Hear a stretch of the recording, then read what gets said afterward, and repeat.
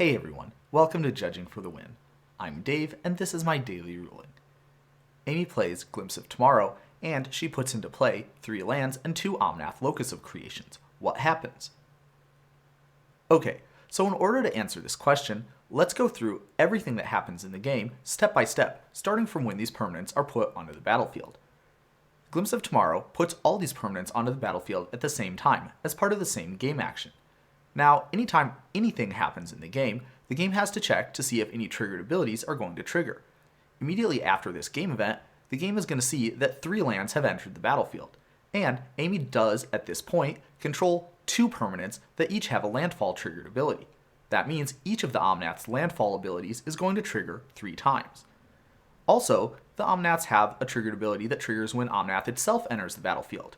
Now, when you see the name of a permanent in its own triggered ability, what that means is this specific permanent. So each of those triggered abilities is going to trigger for each individual Omnath entering the battlefield, but it will not trigger from the other Omnath entering the battlefield. So that means each of the Omnath's triggered abilities that say draw a card is going to trigger once, and so Amy will have a total of 2 draw a card triggers when all is said and done. After this, the next thing that happens in the game is for the resolution of Glimpse of Tomorrow to be completed. That means that the Glimpse of Tomorrow will be put into Amy's graveyard.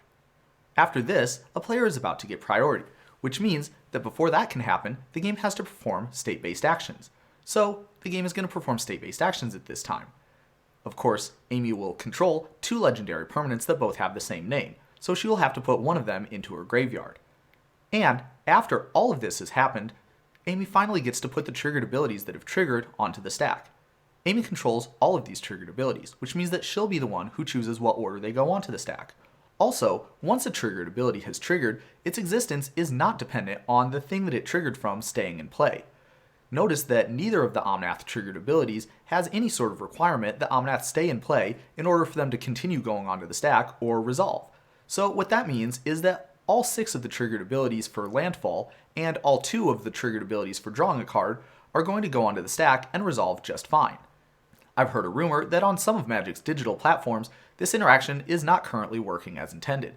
Rest assured, what I've just described is the actual way that it should work based on the comprehensive rules. If you see any kind of deviations from this, it's probably a bug. Finally, before I signed off, I wanted to talk a little bit about the ordering on the Omnath triggered abilities. Notice that each of the 2 Omnaths is going to have 3 instances of its landfall triggered ability going onto the stack. Now, the thing that determines what will occur when those triggered abilities resolve is how many times that specific Omnath's triggered ability has resolved before in this turn. Now, it is possible for you to put all 3 of the Omnath triggered abilities first, and then all 3 of the other Omnath's triggered abilities after that, or you could maybe alternate them so that it goes one Omnath, then the other, then the other, then the other, or you could do any other kind of combination that you can dream up. However, the thing that determines what actually happens when these triggered abilities resolve is going to be how many times that specific Omnath's triggered ability has resolved before. And that's all I have for you today. How did you do? Join me again tomorrow for another daily ruling, but until then, I hope you have a great day.